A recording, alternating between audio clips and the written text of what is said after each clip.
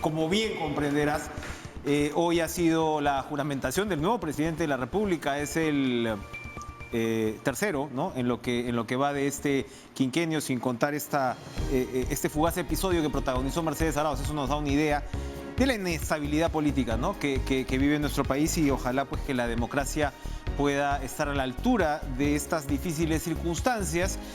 Y bueno, lo que estamos esperando ahora es la conformación del nuevo gabinete, que sin duda va a ser lo que marque en buena medida ya, digamos, sobre una situación de hechos consumados, hay que decirlo, en el sentido que incluso el expresidente Martín Vizcarra decidió no presentar, ¿no? recursos ante el Tribunal Constitucional. Y bueno, ya como se señala también, la historia irá decantando esta situación, pero en lo inmediato, como señalo, la designación del gabinete es una tarea urgente, importante, y que sin duda pues va a demarcar, ¿no? o trazará el rumbo de este gobierno de transición. Ayer pudimos conversar con Edmundo del Águila brevemente, sus reacciones, ¿no? sobre esta decisión sobre la vacancia, y ya estamos parados en otro escenario. Por supuesto, excongresista y exsecretario general de Acción Popular, precandidato presidencial por este partido, se encuentra en Chiclayo, entendemos, donde cumplía pues con actividades proselitistas, evidentemente en preparación a las elecciones internas. Pero esta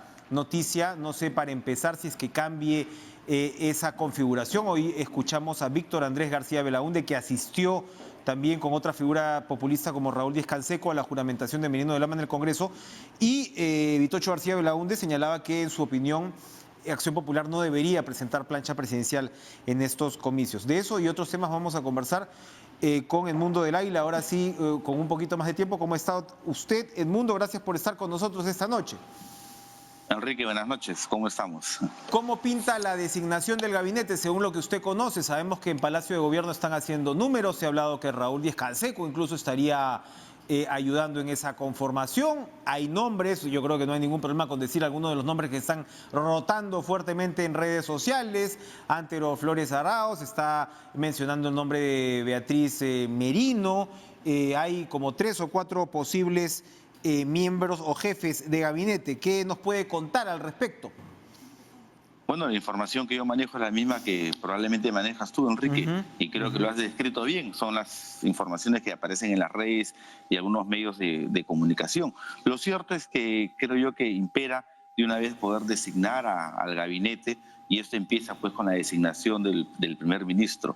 Hay nombres, tú has mencionado todos respetables aquellos, pero lo importante es que tenga la capacidad, primero, de ejecución. Vivimos en una etapa complicada, no únicamente es la pandemia, sino es el tema económico. Y lo segundo, que tenga esa capacidad de poder amalgamar y acercarse a todas las bancadas y a una institución o a las instituciones diversas del Estado. Esas son las dos primeras virtudes que debería tener el próximo premier. Ahora, Edmundo del Águila, usted es un político, si bien relativamente joven para los cánones accionpopulistas, pues tiene experiencia ya en este oficio, y sabe muy bien que la designación de Merino de Lama ha provocado, como presidente de la República, ha generado un nivel de controversia que todavía puede verse ahora mismo en las calles de Lima. No sé cómo esté por su lado en el interior del país, pero hemos visto también manifestaciones importantes en Arequipa. Pero volviendo a Lima, pues todavía se ve incluso detenciones y demás. ¿Qué se le dice a esas personas, muchas de ellas jóvenes, que expresan su oposición a lo que se ha visto entre ayer y hoy en las relaciones pues entre Ejecutivo y Legislativo y la designación del nuevo gobierno? Y primero que la juramentación del señor Merino, el presidente Merino, el día de hoy, está marcado dentro de todo el orden constitucional. Aquí no ha habido un quebrantamiento al Estado de Derecho, sino se han seguido los procedimientos que la Constitución manda. Probablemente se podrá entender, algunos asimilar, y quizás puedan comprender que está equivocado, pero es la Constitución. Y finalmente es un espacio como el Congreso de la República que en su mayoría, 109 votos, votó a favor de esa vacancia. Eso es lo que hay que entender. Nosotros como peruanos, y sobre todo aquellos que estamos inmersos en un espacio tan complicado y subjetivo como es el espacio político, debemos aprender a acatar las decisiones. En los últimos años hemos tenido procedimientos y medidas extremas, y creo yo que la madurez del pueblo ha sido lo suficientemente valiosa como para poder superar estas situaciones iniciales y encaminar el rumbo o continuar el rumbo. El propio señor Vizcarra es consecuencia de una de estas medidas extremas. El cierre del Congreso es otra consecuencia. Los gabinetes muchas veces caídos también son la consecuencia.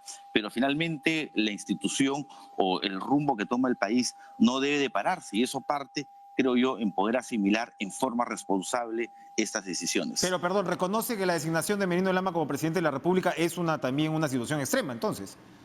Indudablemente que sí, pero ¿cómo no? Si tú mismo has dicho, Enrique, hoy en día hay muchos peruanos que salen en las calles y yo no sé si fomentados o quizás impulsados por algunos líderes de partidos opositores, pero lo cierto de la realidad es que están ahí.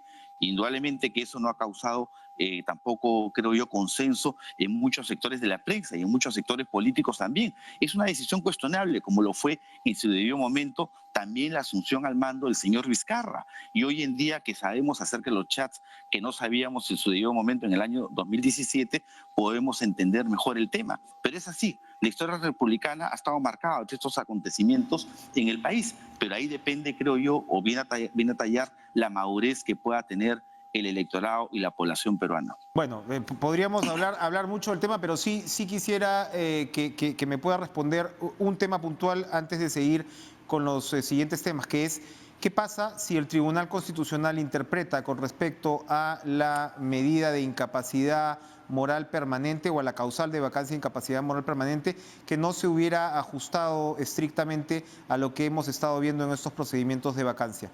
¿Qué efecto podría tener esto en el nuevo gobierno?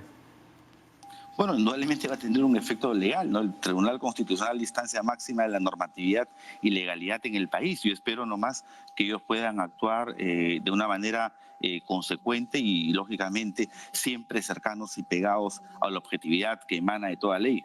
Pero digamos que podría, se lo pregunto por las declaraciones de Vizcarra en la mañana, ¿no?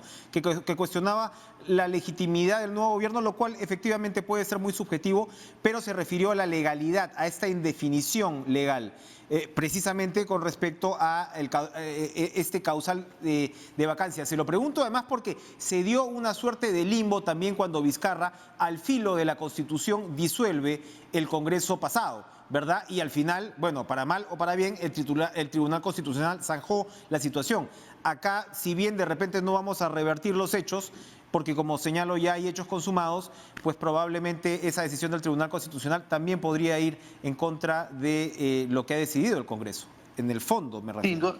Sí, a ver, mira, Enrique, tu pregunta y sobre todo el tema es sumamente importante. Y yo creo que ayer lo dije en tu programa, no, lamentablemente no entre el cierre del Congreso, sino creo yo, entre que el presidente Vizcarra asume la presidencia y el día de ayer generó un espacio temporal que el Congreso, los dos Congresos debieron regular acerca de la incapacidad moral permanente, ¿no? Creo yo que no se hizo y eso ha dejado muchas puertas abiertas, muchas interpretaciones. Es increíble cómo los juristas tan reconocidos opinan de una forma y otro de otra forma, lo cual indudablemente para el ciudadano normal y corriente que está alejado de las leyes, pero que toma como referencia a aquellos entendidos, genera desconcierto. Y eso no puede haber. Finalmente estamos hablando del cargo máximo que puede tener cualquier representación en el país y eso no puede quedar, creo yo, a un tema subjetivo, sino tiene que estar enmarcado dentro de toda la mejor objetividad posible. ¿Cómo interpreta Acción Popular este momento? Yo le comentaba a García Belaúnde, había opinado más temprano, antes de la juramentación de Merino de Lama como presidente, que Acción Popular no debería presentar plancha presidencial el próximo año. Y se recordaba incluso el pedido de Paniagua cuando fue presidente también interino, transitorio, mejor dicho, que no presentó Acción Popular plancha en las elecciones siguientes. ¿Cuál es su opinión al respecto? Es una posibilidad, indudablemente que sí, y hay que aprender de la historia. Si finalmente en el 2000 Acción Popular no presentó plancha para el 2001 porque hubo un gobierno de transición encabezado por un Acción Populista tal cual es ahora, creo yo que es una alternativa que no hay que descartarla, hay que estudiarla bien, eso tiene que pasar indudablemente por las instancias partidarias, que es el plenario partidario y poder decidir. Yo particularmente como precandidato le digo, es una alternativa que hay que analizarla bien. Esta es una situación complicada, no únicamente para el país, sino también para el Partido de Acción Popular, pero a su vez también al ser complicada para el país y para el partido, es una gran oportunidad para ambos. Así que hay que tomar las mejores decisiones para hacer que esta situación complicada se convierta en una gran posibilidad. Le soy franco, Edmundo, no conocemos mucho al nuevo presidente de la República, me refiero a los periodistas. El señor del Águila no es muy dado a ofrecer declaraciones o entrevistas, ¿no? Más o menos largas, ha habido algunas controversias también en los últimos meses, pero el hecho es que no ha habido una comunicación, digamos, muy fluida con los medios. ¿Cuál es la personalidad política del señor Merino de Lama a su entender? Fíjese, él es un populista de años y no es la primera vez que es congresista, es la tercera vez que es congresista. En tal sentido ha tenido o tiene experiencia parlamentaria de 3 periodos. Eso es uno. 2, en términos personales es una persona bastante abierta, creo yo, bastante sujeta y dispuesta al diálogo. Y eso pues hace que finalmente, desde la posición que ahora ocupa, ayude a generar esos espacios que lamentablemente en los últimos tiempos no lo hemos hecho, ¿no? Yo creo que ahora van a tener la posibilidad de poder conocerlo indudablemente en otro escenario, en otra dimensión, que es la de ser presidente de la República. Y por el bien del país y por el bien de todos, yo espero que finalmente se pueda enrumbar y encaminar no únicamente el país en términos numéricos, sino sobre todo en temas políticos, que lamentablemente no está muy convulsionado. Está muy convulsionado, efectivamente, y eso se ha reflejado también en el reconocimiento internacional, ¿no? Al nuevo gobierno. Ha habido, digamos, pocos saludos como tales, se reitera el tema del gobierno interino, la Comisión, por ejemplo, Interamericana de Derechos Humanos le ha pedido, ¿no?, al Perú resolver su situación dentro de los cánones constitucionales. La OEA, antes del voto de vacancia, también advirtió, ¿no?, de los peligros que esto entrañaba.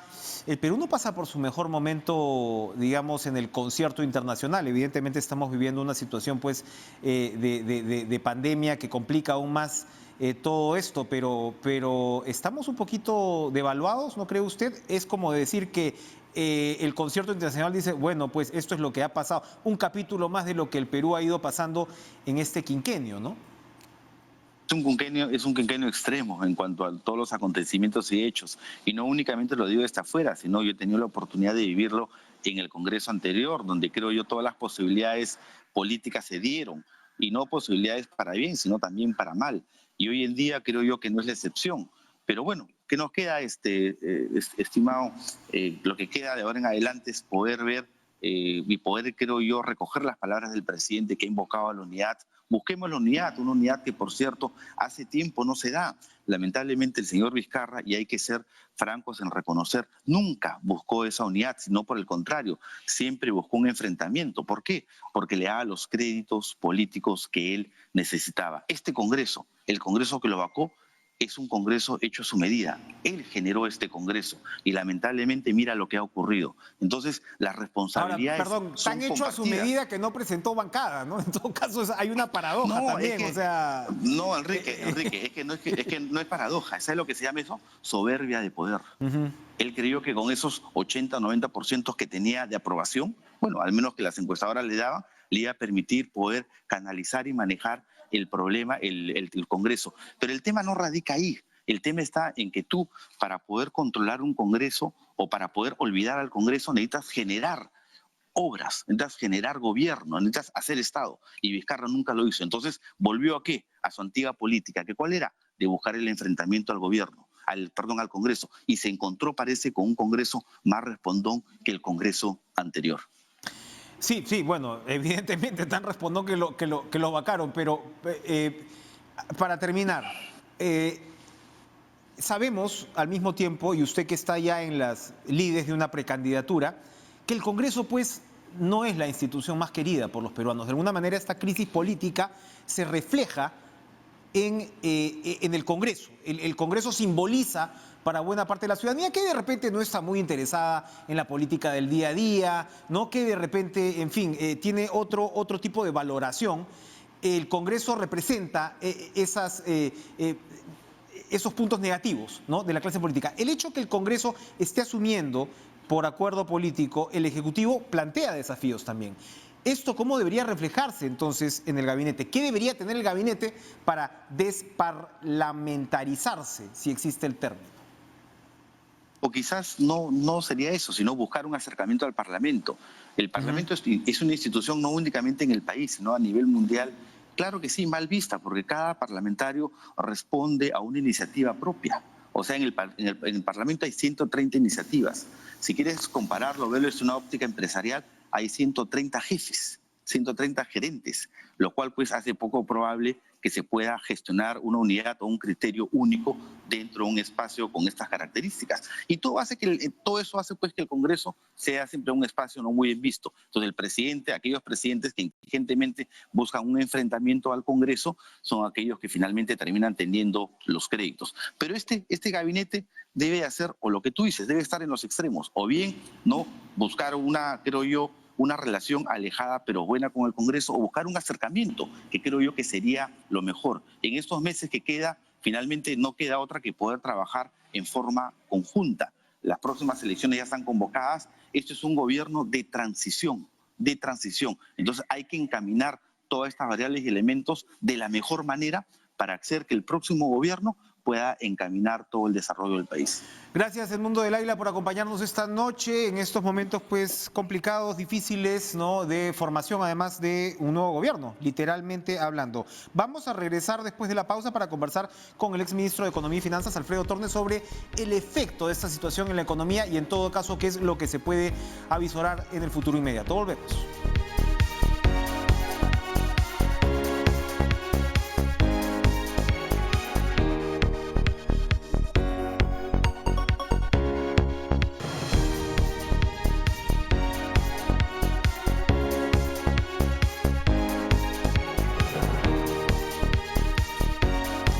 Hoy la Bolsa de Valores de Lima cerró con pérdidas que llegaron al 6.5%. El dólar, ¿no?, también ha tenido un repunte hasta el 3.62 soles. Hemos escuchado más temprano en TV Perú al señor Ricardo Márquez de la Sociedad Nacional de Industrias con un primer análisis en términos de señalar que los agentes económicos habían reaccionado en principio mal, ¿no?, a este relevo presidencial, considerado, decía Márquez, que el Congreso se había apresurado. En todo caso era la primera lectura, en todo caso un representante gremial, y hay que ver por supuesto qué va a pasar de aquí en adelante. Estamos con el exministro de Economía y Finanzas, Alfredo Tornes, para que compartir pues con él, sin duda pues esto puede tener efectos en la economía y lo importante en todo caso es ver cómo no dejar que se afecte demasiado. ¿Cómo está, Alfredo? Gracias por estar con nosotros. Su evaluación de la situación económica un día después, o al día siguiente, mejor dicho, de la vacancia presidencial, y por supuesto ya conocido la identidad del nuevo presidente, pero todavía no del nuevo gabinete, ¿no? Muy buenas noches, Enrique, y buenas noches a tu audiencia.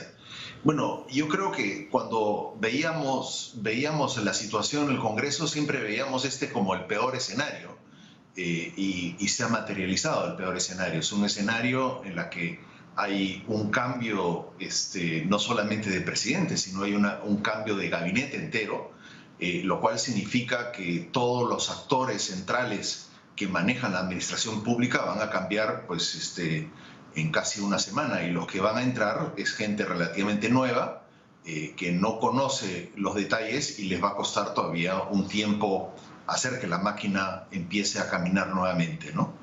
Yo pienso que es una situación muy, muy delicada la que enfrentamos, y al menos en lo que concierne a nosotros vamos a tener que hacer una revisión de nuestros estimados.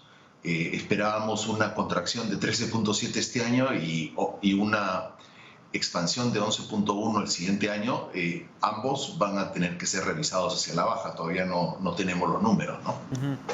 Ahora, bueno, Víctor Andrés García Belando ha dicho que probablemente hayan un par de miembros del gabinete de Walter Martos que se queden, ¿no?, en el nuevo gabinete, pero efectivamente vamos a tener que ver en realidad cuál es el acento. A ver, por ejemplo, cuando se vocea a alguien como Raúl Díez Canseco, ¿verdad?, como nuevo presidente del Consejo de Ministros. Hay otros nombres, es cierto, pero el hecho es que Díez Canseco estuvo hoy en la juramentación, ¿no?, y se ha mostrado pues muy próximo a Merino de Lama. Al mismo tiempo, uno no sabe cómo conjugaría este premierato con una constante, ¿no?, en el debate de vacancia, que fue, por ejemplo, todo lo que tiene que ver con pensiones, que usted, por supuesto, está tan familiarizado con esto. Entonces, había muchos congresistas que criticaban al gobierno de Vizcarra por intentar frenar, ¿no?, las propuestas que han tenido que ver con la ONP, con la AFP, que, claro, son consideradas desde el aspecto técnico como populistas, y uno no sabe muy bien cómo Viescanseco, que por supuesto representa pues a un sector empresarial, enfrentaría una situación como esta. ¿A qué voy con todo esto? Que va a ser muy importante esta definición, ¿no? Porque de un lado, lo bueno, si se quiere, es que probablemente no haya el enfrentamiento con el Congreso, pero de otro lado, pues es ver el acento que va a tener finalmente este gobierno y la señal que va a enviar a los agentes económicos. A ver, yo creo que hay dos formas de interpretar esto, ¿no? Una forma es que, de hecho, el señor Merino lo ha dicho en su discurso, que es que él va a gobernar junto con los 130 congresistas, y él ha dicho que ha trabajado muy de cerca con ellos, y nos da la impresión de que lo que se debería de ver hacia futuro es una mayor integración entre el Ejecutivo y el Legislativo, ¿no? ¿Eso qué significaría para mí en lo concreto? De que el presidente va a seguir con su política populista, que es la que tuvo cuando fue presidente del Congreso. Eso sería malas noticias para la economía. La otra interpretación, que es una interpretación que yo pienso que gradualmente deberíamos de llegar a ella, es que quizás en un primer momento él trabaje con el Congreso, pero lamentablemente la función del Ejecutivo lo va gradualmente a llevar a separarse de ese Congreso, porque de otra manera tendría que desatender el manejo económico, que finalmente es lo que le da resultados al de a pie, a la gente. Y a mí me parece que hay 4 temas que el siguiente gabinete tiene que enfrentar, y no depende de personas, sino depende de objetivos de política económica. El primero, que usted ya lo mencionó, los mercados están muy inquietos, y lo que muestra eso es de que no hay claridad sobre el rumbo económico y no hay claridad sobre el Estado de Derecho en el país. Entonces, lo que hacen los inversionistas es o empiezan a comprar dólares, o algunos otros empiezan a vender sus bonos, y resulta que casi el 50% de nuestros bonos los tienen los extranjeros. Entonces, en masa, lo que vamos a tener es una corrida en el mercado de bonos y una corrida en el mercado cambiario. Es cierto que tenemos un Banco Central muy poderoso, pero eso no significa que no vamos a tener susto. El segundo tema central es el manejo presupuestal. Quien entre va a tener que darle continuidad a alguna de las cosas que había dejado la ministra Alba, pero hay que recordar que solamente hemos tenido un mes en positivo en la obra pública, 6%, que ella lo ha anunciado muchas veces.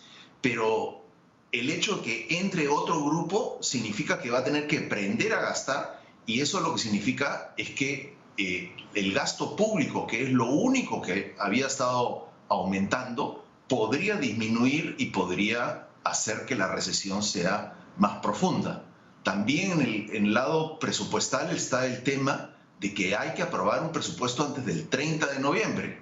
Y, por ejemplo, si ese Congreso quisiera aprobar la ley de la ONP, pues esa partida presupuestal tendría que estar en ese presupuesto, y hoy día no lo está, ¿no? El tercer punto que a mí me gustaría, que es lo que está diciendo Márquez, que me parece que es muy importante, tiene que haber una reconciliación con el sector privado. El sector privado, solamente el consumo privado representa el 66% del PBI, y la inversión privada casi el 80% del total de la inversión. Entonces, si realmente queremos hacer que la máquina económica camine, pues hay que hacer un acercamiento a las compañías mineras, a las que están haciendo las obras de APPs, y eso también toma tiempo. Y por último, otro agente que es importante tomar en cuenta son las agencias calificadoras. Ellas están muy inquietas. ¿Cómo le explicas a una agencia calificadora que en un periodo presidencial hemos tenido 3 presidentes y 2 congresos? O sea, eso no pasa en ninguna parte del mundo.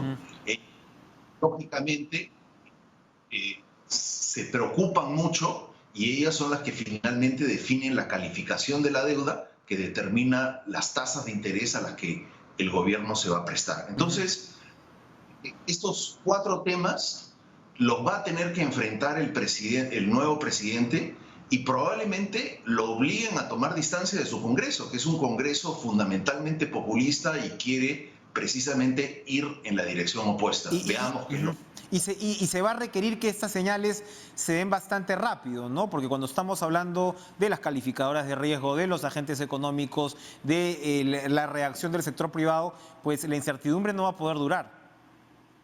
Es que, a ver, le pongo un ejemplo, solamente no quisiera ser, ¿cómo se llama?, tremendista aquí, pero tomemos solamente el tema presupuestal. Gran parte del déficit presupuestal se ha financiado con los ahorros que tenía el Tesoro y con una emisión que se hizo en abril. Eso significa que el déficit que se genere el resto de este año y todo el próximo año va a tener que ser financiado con emisión de bonos o con algún tipo de endeudamiento.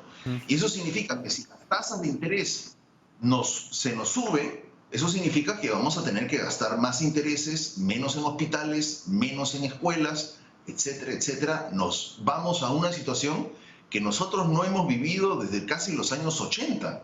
Entonces es una situación bastante complicada, y yo lo que sugeriría es, ojalá que el siguiente ministro de Economía lo conozcamos rápido y que él organice una reunión del Banco Central con la superintendenta de Banca de Seguros y el ministro de Economía, y den un mensaje de tranquilidad de qué es lo que van a hacer estos 5 meses, ¿no? Fundamental. Más temprano también escuchábamos en TV Perú a Alexandra Ames, que es jefa del Observatorio de Políticas Públicas en la Universidad del Pacífico, y tenía un punto de vista que me parecía interesante.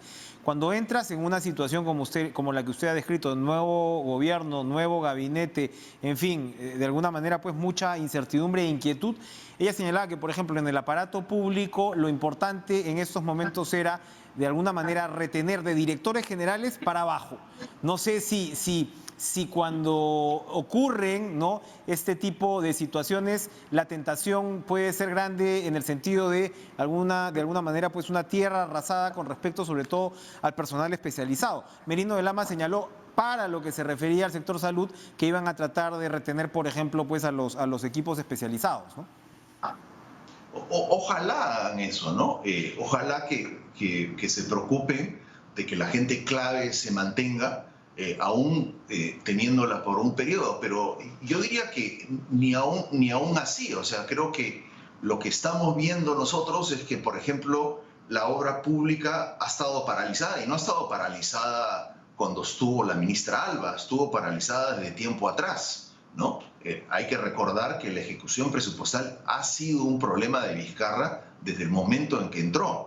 Entonces, yo pienso que sí hay cosas que se deben de hacer relativamente rápido. Por ejemplo, yo proponía en algún artículo, decía, ¿por qué no, para ganar tiempo, por qué no le damos en contratos gobierno-gobierno un paquete grande de obra pública para poder destrabarla rápidamente en lo que vamos arreglando la tubería de proinversión pública, ¿no?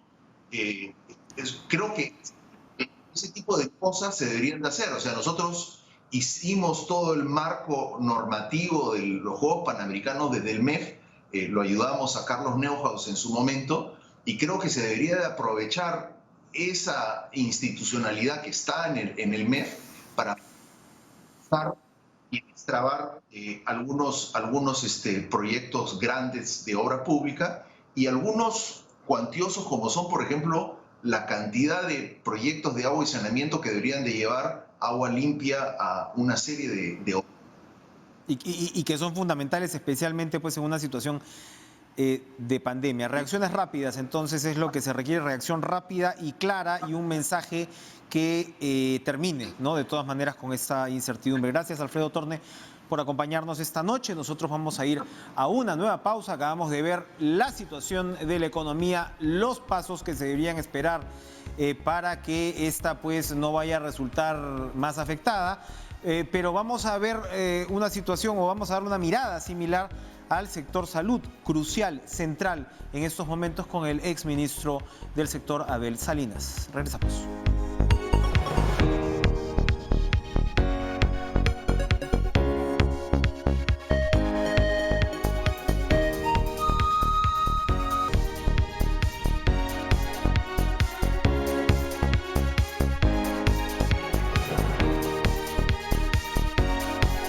dicen, nos cuentan que en los próximos minutos podría estar saliendo humo blanco de Palacio de Gobierno. A ver si les podemos contar algo antes de terminar este programa. Vamos a conversar con Abel Salinas, exministro de Salud, porque una de las inquietudes, por supuesto, doctor Salinas, un gusto verlo, una de las inquietudes en esta situación es, bueno, ¿qué va a pasar con la salud? No sé cuántos países cambian un gobierno así en medio de una pandemia. Hay posiciones a favor, hay posiciones en contra, hay toda una controversia, pero el hecho es que ya ocurrió. Ya estamos frente a esta situación y claro, una de las constantes ha sido la crítica al gobierno de Vizcarra sobre el manejo de la pandemia, ¿no? Hay críticos del nuevo gobierno que decían que ha sido pues el peor manejo del mundo, creo que lo ha dicho el propio presidente interino Merino de Lama. Pero por el otro lado habían trascendidos de que de repente retenían a la doctora Mazzetti en salud o que estaban tratando de hacerlo. Cuéntenos, por favor, su perspectiva de lo que el nuevo gobierno debería hacer con el sistema de salud en una situación tan difícil como la que vivimos. Y buenas noches, Enrique. Buenas noches. Sí, ciertamente creo que todos los peruanos estamos preocupados y permítame usted primero hacer un llamado a la calma y de todos los peruanos. Estamos viviendo un momento difícil, sin dudas. Muchos de los peruanos no queríamos que pasaran cosas como las que están ocurriendo ahora, pero tenemos que mantener la calma y pensar en el Perú. Un llamado muy especial a aquellos líderes o precandidatos presidenciales que están alentando las salidas a las calles, poniendo en riesgo no solamente la gobernabilidad del país, sino también la propia salud de las personas que salen y donde se puede, si tocamos el tema de salud, incrementar los riesgos de contagios, por ejemplo, del COVID, que ya estamos en una fase digamos, expectante ante la posible segunda ola, pero que este tipo de actitudes, en mi concepto, y lo quiero calificar categóricamente, inoportunas y hasta irresponsables, sin mirar la realidad del país. Entonces yo creo que hay un llamado para todos los peruanos a la calma, a la cordura y a mirar hacia adelante y cómo sacamos adelante al país en estas circunstancias. Bien, con respecto a las urgencias que va a tener que encarar él o la nueva ministra de Salud. Desde luego, creo que todavía estamos en una fase de la pandemia donde tenemos primero que hacer correcciones importantes en el control de la pandemia. Usted bien lo ha dicho, Enrique, no tenemos resultados que puedan considerarse favorables, dada los altos contagios que tuvimos, las miles de pérdidas de vidas humanas, y esto ha ocurrido lamentablemente por algunas estrategias que no fueron las mejores, que han tratado de corregirse en el camino, sí, pero que todavía es necesario profundizar, es necesario corregir. Y yo quisiera decir aquí, entonces, que sí es cierto, a mí me ha llamado mucho la atención la presentación, la publicación hoy día de las renuncias aceptadas de todos los ministros del gabinete, cuando aún no se ha designado el nuevo, más allá de que si tienen o no la responsabilidad de seguir al frente de los ministerios hasta no tener reemplazos, esto no es correcto, no es bueno dejar al país en esa sensación de vacío.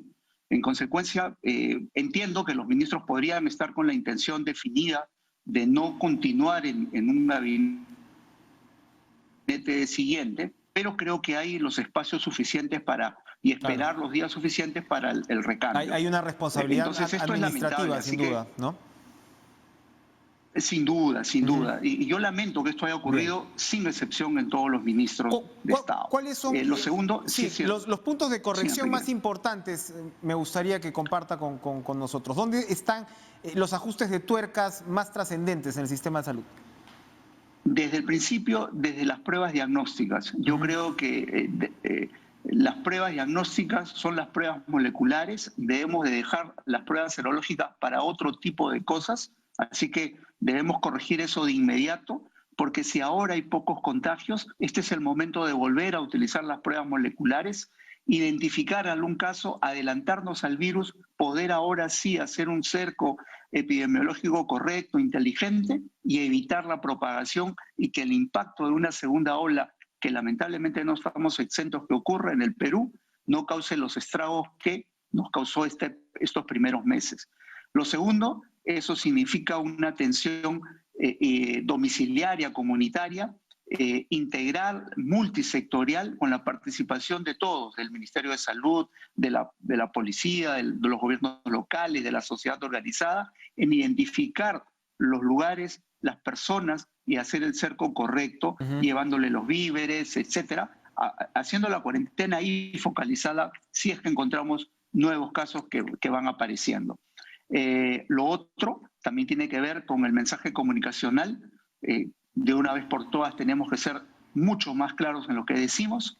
Es importante ver el tema del personal de salud, el recurso humano en salud, que está siendo dejado de lado. Es muy grave que los contratos que se tenían de muchos profesionales se hayan ido terminando o que no estén siendo remunerados correctamente y oportunamente, que puede desalentar a quienes tienen que estar en la primera línea. Bien, importante. Y segundo lugar, más allá de la pandemia, Enrique, es el plan rápidamente de recuperación de lo desatendido, como por ejemplo los varios cientos de miles de vacunas que no se han podido colocar por haber utilizado todo el recurso humano en la lucha contra la pandemia, por ejemplo. Aproximadamente 600.000 niños que no han recibido sus vacunas durante la pandemia, efectivamente.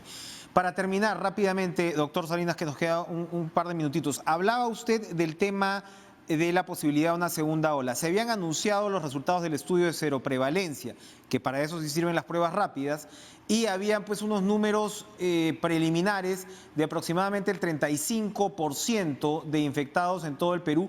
Ha habido antes otros estimados que hablaban que en Lima habría estado entre 45 y 46%.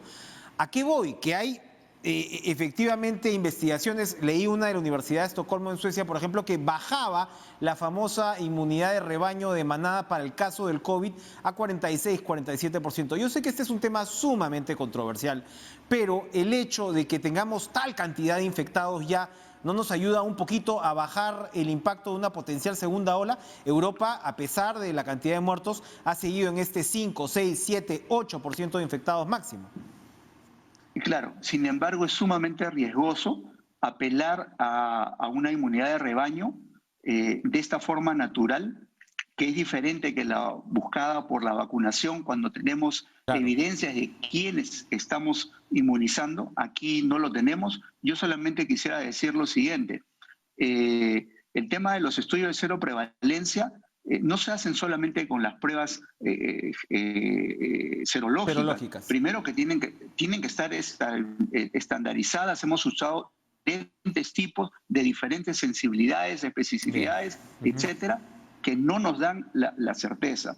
Lo segundo, de ahí a hablar de inmunidad de rebaño, también hay mucha distancia. Y peor aún, en un sistema de salud o un sistema social como que tenemos en el Perú, que pone en riesgo a la ciudadanía en general, y ya lo comprobamos. Yo recuerdo, lamentablemente, alguna vez el exministro de Salud decía, bueno, al final todos nos vamos a contagiar, pues algunos morirán en sus casas, otros en las puertas de los hospitales, otros sí llegarán a ingresar a los hospitales. Eso es imposible pensarlo seriamente, responsablemente en estos momentos. Muy bien. A ver, Salinas, muchas gracias por compartir con nosotros estas perspectivas importantes para el sistema de salud. Vamos a una última pausa y regresamos con Cara a Cara.